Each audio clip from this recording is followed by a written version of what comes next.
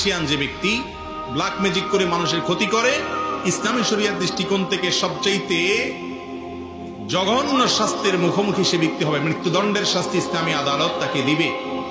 এটাই হলো ইসলামী শরিয়ার বিধান। এত জঘন্য অপরাধ। আর জাদুর বাস্তবতা, এটাকে আমাদের অনেক তথাকথিত বিজ্ঞান মনস্ক ভাইয়েরা অস্বীকার করে। তারা বলে অলৌকিক বলতে কোনো কিছু নাই, তারা অলৌকিকতাকে অস্বীকার করে। আমার মনে হয় এই একটা পয়েন্টে যদি একজন মানুষ নির্মোহভাবে, নিরপেক্ষভাবে একটু যাচাই করার চেষ্টা করেন যে আসলে জাদু বলতে কোনো কিছু আছে কিনা, বা জেনে ধরা রোগী বা জিনের উপদ্রব বলতে কোনো কিছু আছে কিনা, একটু যদি অনুসন্ধান করা হয় এবং সেটা যদি ইনসাফের সাথে করা হয়, নির্মোহভাবে করা হয়, আমার তো মনে হয় এই যুগে আল্লাহর কোরআনের প্রতি ঈমান আনার জন্য আর কিছু দরকার নাই, এই একটা পয়েন্টই যথেষ্ট।